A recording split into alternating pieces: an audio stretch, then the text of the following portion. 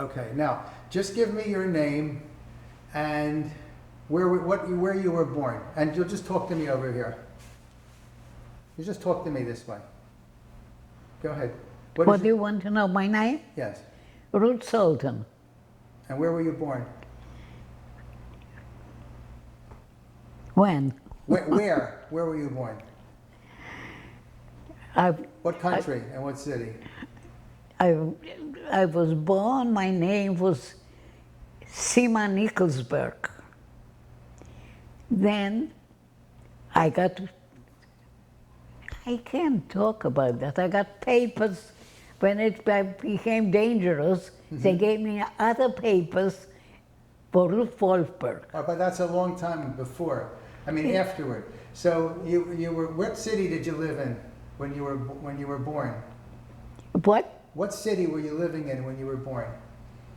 Originally, Tomaszów Lubelski, not far from Belzec. Now, do you remember The killing camp. What were your parents' names? Abraham and Ethel. What did your father do for a living? He was a businessman. What type of business? My God, I was only 10 years old. What happened when you were 10 years old? What happened when you were 10 years old? The war started. So, where were your parents then? In Poland. Now you left to go to Warsaw. Is that right? Yeah. When the war started. Yeah. So who did you stay with? With my aunt in Warsaw. All right, and how long did you stay there? I stayed there almost a year. And what happened to your parents then? They were kept in a camp in Poland. I don't know which one. And then they were deported to Russia. So this part of Poland was occupied by the Russians then? Right. Do you know where in Russia? And I was not there. In Siberia, So, by the Mongolian border. so what was it like living in Warsaw for that year? Beg your pardon? What was it like living there? Were you able to, what things could you do, what things you couldn't do? I lived there a very short time, and my aunt took me to museums, to the park, to the garden, and then the bomb came. And for a whole month, we were in a basement because Warsaw was bombarded for 4 weeks. And we couldn't get out.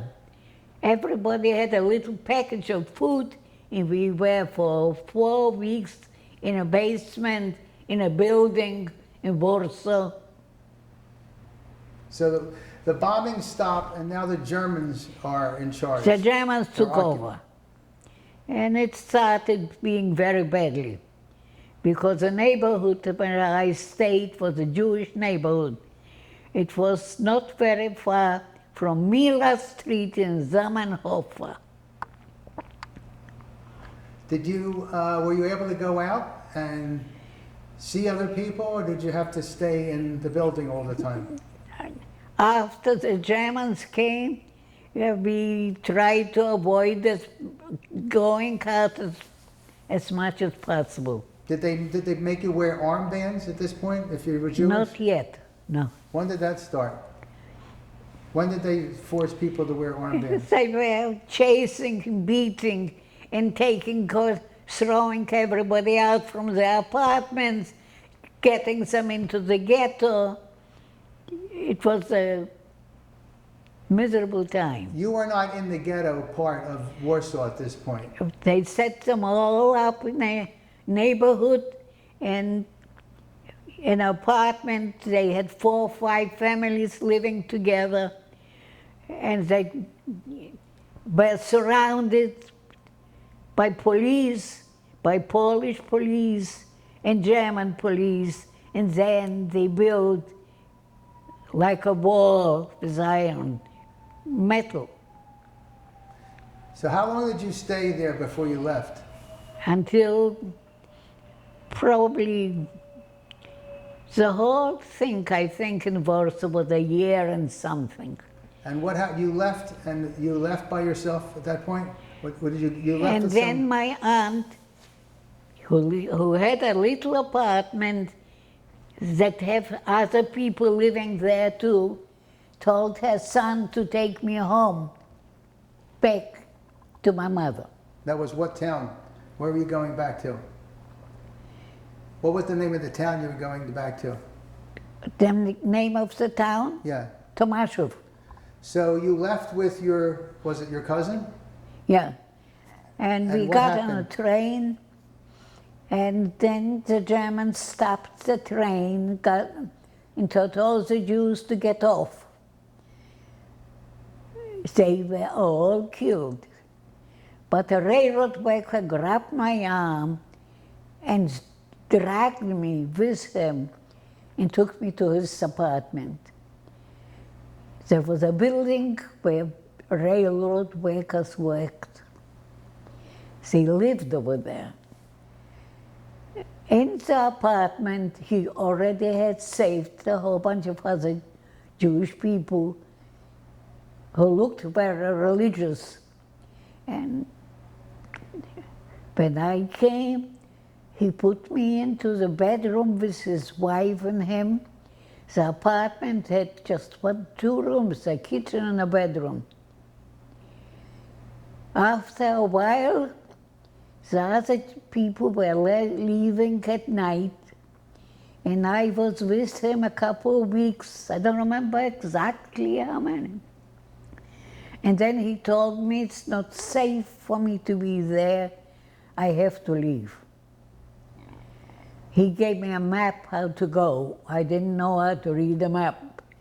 But he said, this go right hand, and this go left hand. You sleep during the day wherever you can hide and walk at night. Mm-hmm. Eventually he arrived in town. There were no Jews anymore. Everybody had left, or the Germans took them away, and I was in this town for a couple of weeks hiding, and then the Russians occupied that spot. Well, during the 2 weeks... And they arrested me. Well, before that happened, during the 2 weeks, how did you survive? I was scrabbling for food, I was hiding. How did you find food? How did you get food? Food, wherever I could find. I went to the houses that were empty, found a little this, a little that. There was no food. You just lived. So then 2 weeks later, the Germans came and... And they took me to Siberia. Oh, no, wait, was it the Germans or the Russians that took you? Yeah, the Russians occupied the spot. Mm-hmm. And they arrested me together with some more other Jews or even Poles. There was a whole train sent to Siberia. I was in Siberia for maybe a summer, a winter. In the next spring, we were liberated. And we were allowed to go to the little towns and live there. And I got lived together with an old lady who had a son who came back from the war without a leg. And I slept in her kitchen on the floor. Eventually, the war ended, and I went back to Poland. How did you get back to Poland? By train. The Russians gave trains, and they sent all the prisoners who were in Siberia and back to Europe. Mm-hmm. So you got back to your town? I went back to my town. There was nobody there, nothing was there. There was a Pole standing, hey, here's a Jewish woman. Well, I kind of got a little bit worried and left. I left and ended up on a train and ended up in a city of Szczecin. It's on the border of Germany, not far from Berlin, a Polish city. Where did you stay there? Then I did not want to go to this place, person camp. So I was looking around and I found a Israeli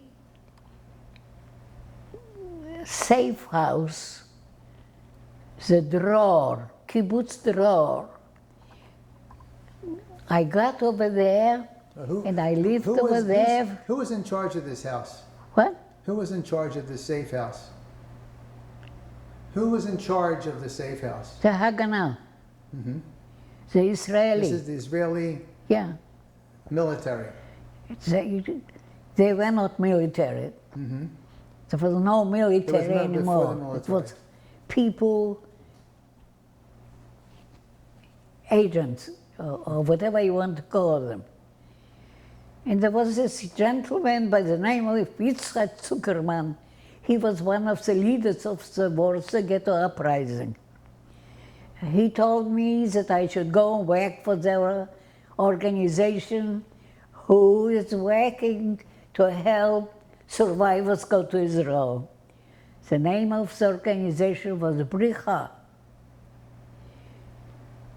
I went from town to town, from city to city, smuggling people over the borders so they can get to Italy, and from Italy on ships. So where would you To take Israel. them? To where? From the border of Poland to where? To Germany? Through all kinds of borders. So we collected people from Austria, from Hungary, from Czechoslovakia, because lots of survivors went back to their homes to look for their family. We had to gather them and send them from border to border to get on a ship to Israel. So when you would go into a town, how did you find these refugees? Well, normally we went, a couple, a young man and a young woman. We went to town, we asked questions. We went to a inn and we pretended we are not Jews. And we said, hey, over there are Jewish people there. And he said, the people who were drinking, he said, well, we have some too. And I got them. I went over. Some of the children didn't want to leave. But we got them one way or the other.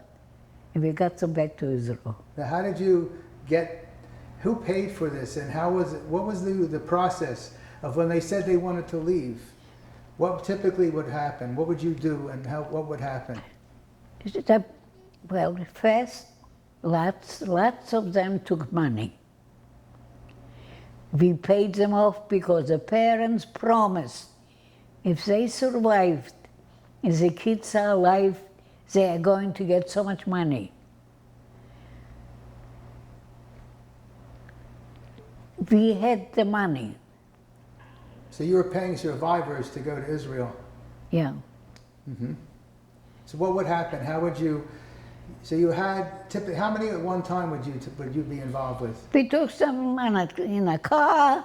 We took them to the safe house from place to place until they got on a ship.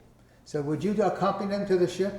What? Would you accompany them to ships? I can't hear you. Would you take them to the ship?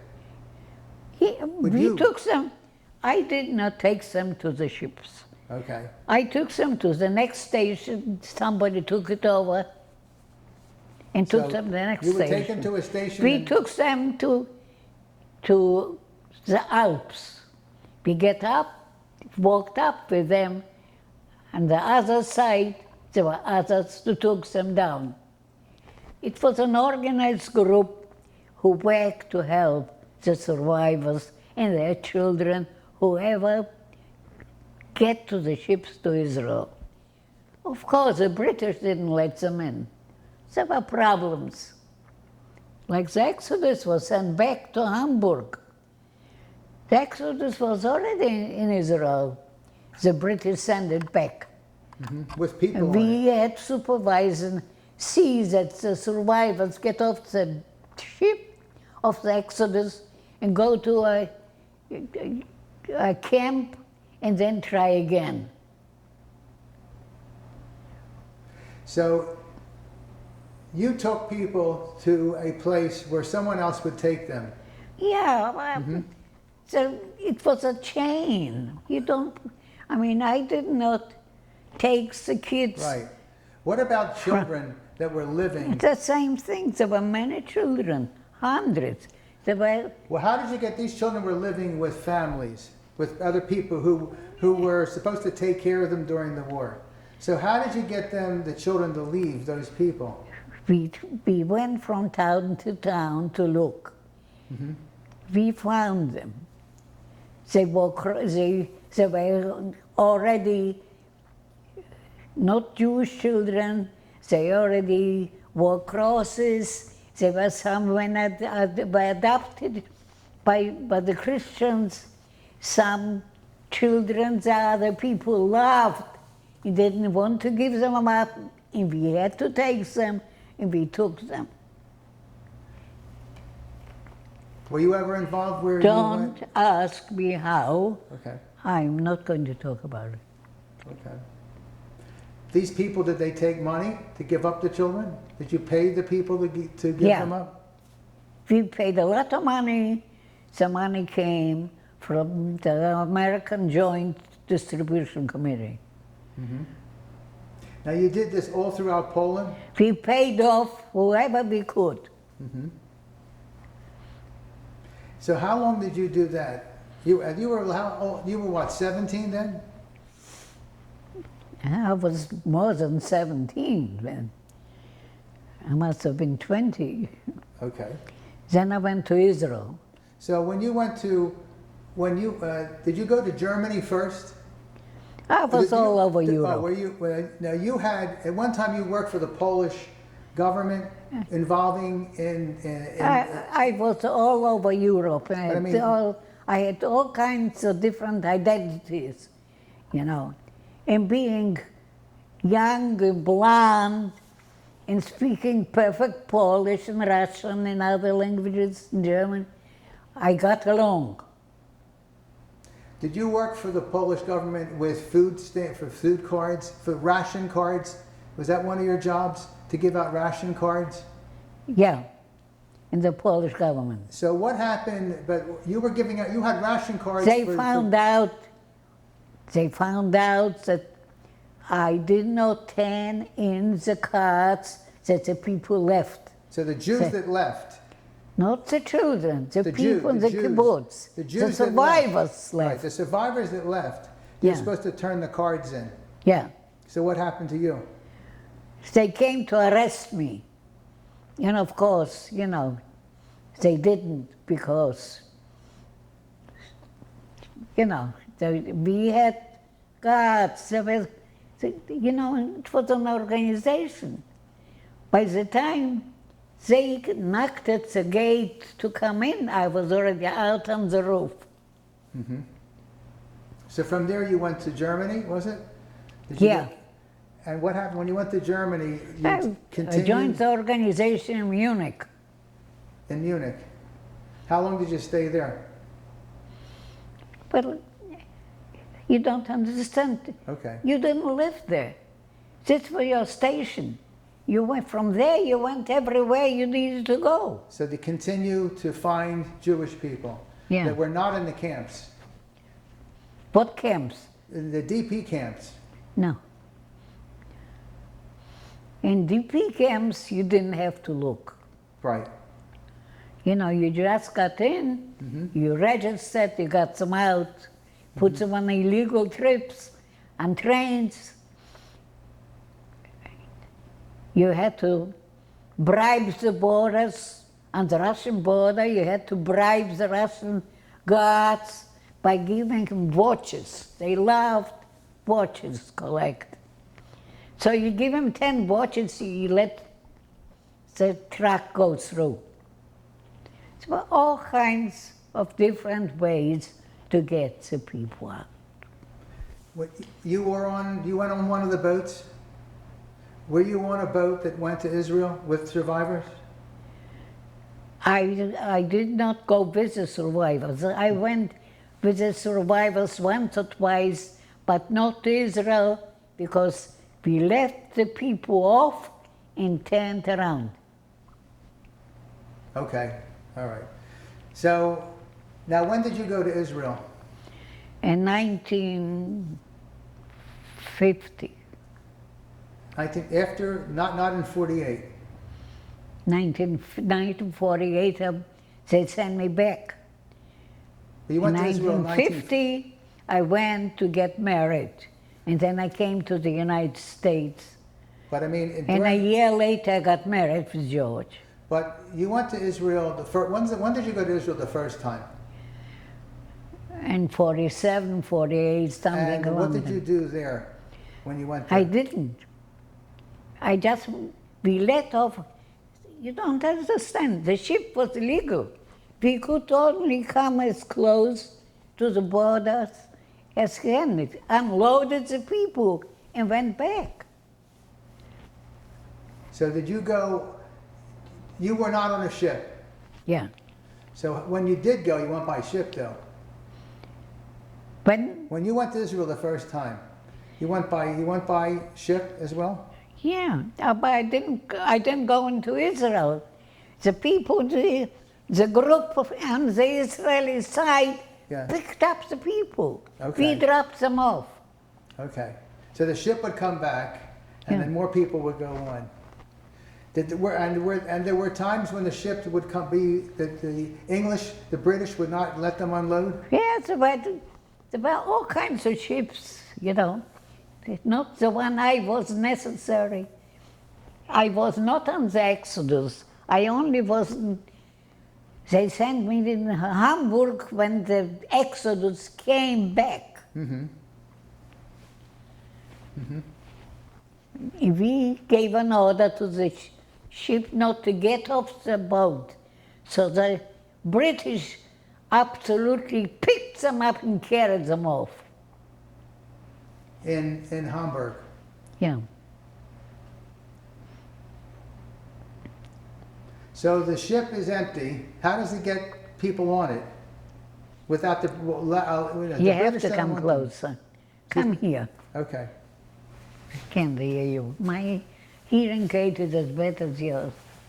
Okay. So how did they carried the people off? What? They carried the people off of the ship. Yeah. Right. So now And then trucks took them to another camp. Another camp. Right. Yeah. And In then, Germany. And then how did they get to Israel? Later on, some other boat picked them up.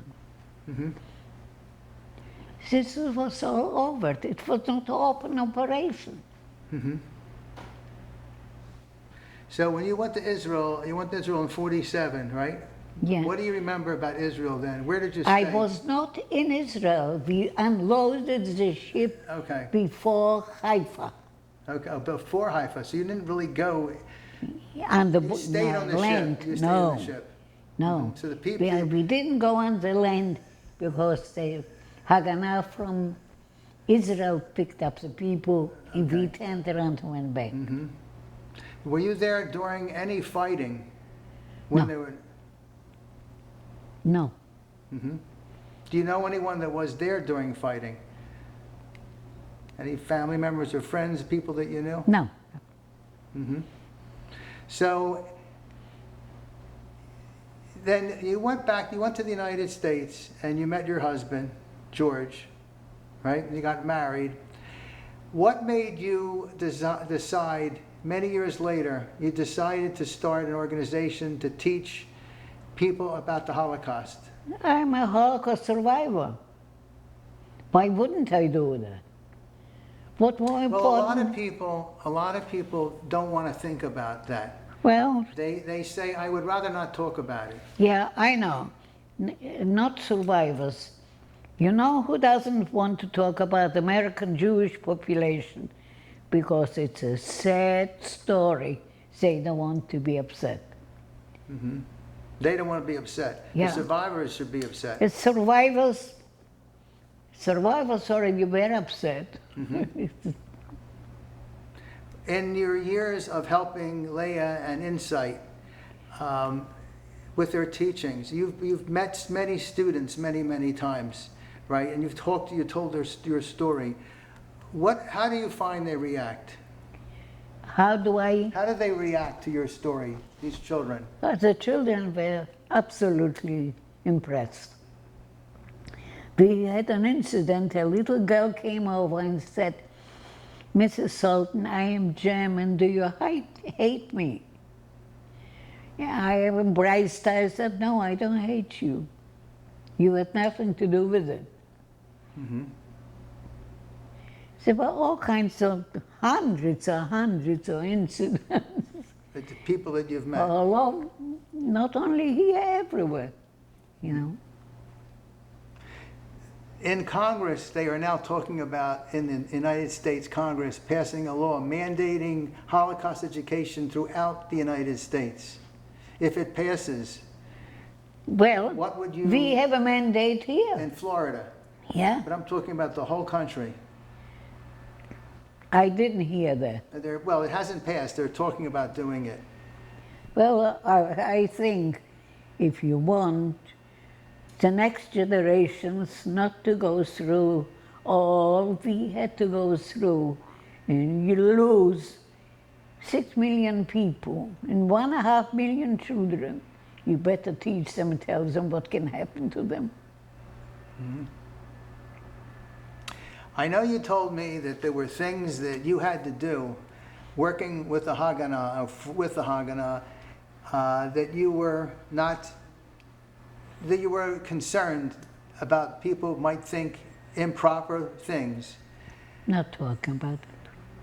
So but these were things that you had to do in order to survive and to help the cause, which was to bring people to Israel. Yeah. Like smuggling is not legal. Don't look at it as something beautiful. There are things you have to do to succeed. Did you ever meet anyone that you helped bring over? I was in Venice with my husband. We went out to a store, and he came out and says, "Ruth, there are people outside speaking Yiddish." My husband didn't know very much Yiddish. My husband came from a very, what do you call it, assimilated family. Secular. His father was a lawyer, his mother was educated in Vienna. When my family was kind of rabbinical, it's opposite. So I came out and I saw the couple, and she embraced me. "Ruth, Ruth, you helped me, us, you helped my mother. You took our jewelry and brought it back to jail." Lots of people I met. I came in Israel. When I arrived in Israel, there is one of my father's granddaughter. The father had a little grocery store in a village. And Esther, the little girl, was playing with non-Jewish kids. There were no other Jews. And she was a young, maybe 8 or 9 or 10. So Paul spent the house, the grocery store with the Jews, with the parents. So the little girl survived. One of the families took her in. And then something happened to me. I said, I have to go take a look what's going on. I have to take a look what happened to them, where they are. And I came over there and I found the girl. And of course, she didn't want to go. And the adopted parents didn't want to let her go. So, when she went to school, me and the boy drove down. He said, Esther, get in and we give you a ride. And she never went back. Don't do that. See why I'm telling you I can't talk about that sort of thing. For just, you are not going to tell that. No. It's just kidnapping. We didn't do just with her. And now she lives in Israel. She's a grandmother. But you've seen her since then.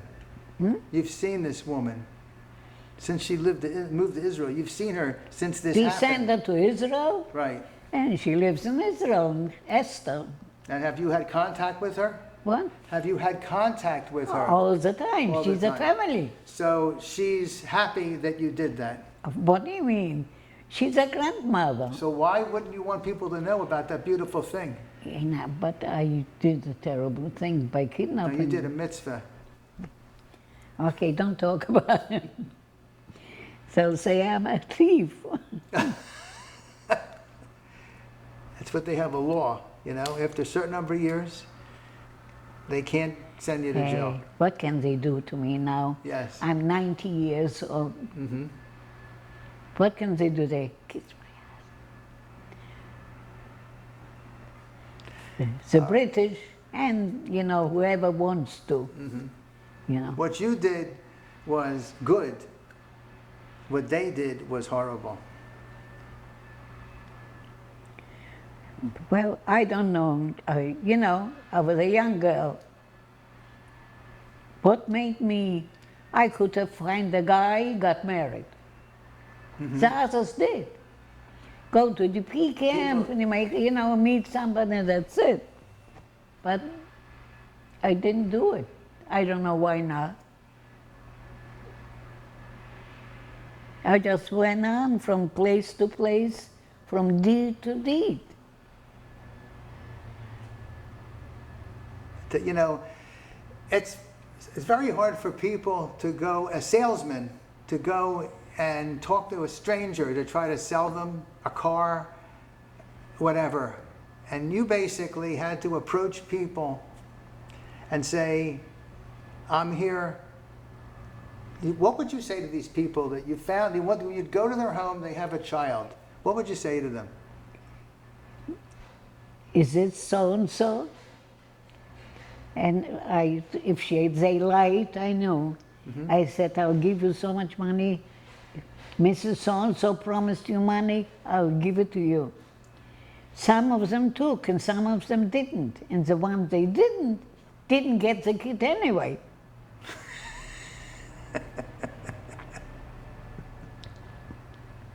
You should have left them a little envelope when you took the child. But you know, there were hundreds in different convents. Convents. But they gave up the kids. The convent Once we children. came, they gave up the kids. The Catholic Church. They also were instructed in Christianity, but they gave up the kids. That's great. It's wonderful. You want to tell me anything else? About my sex life? No. Oh.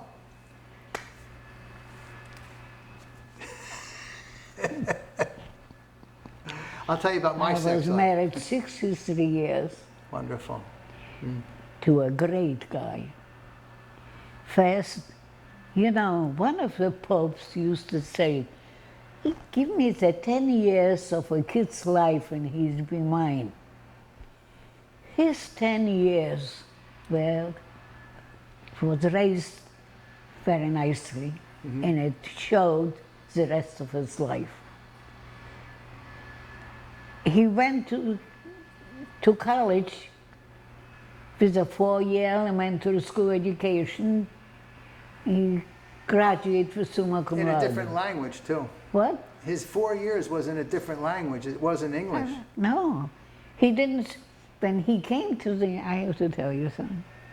He came to the United States because his mother had a sister who immigrated before the war. Her husband was a physician, and she was a ta-ta-ta lady. So when George came, Just stay there. I'm going to keep talking. I just want to make sure the camera's okay. Go I ahead. don't want you to record Okay. it.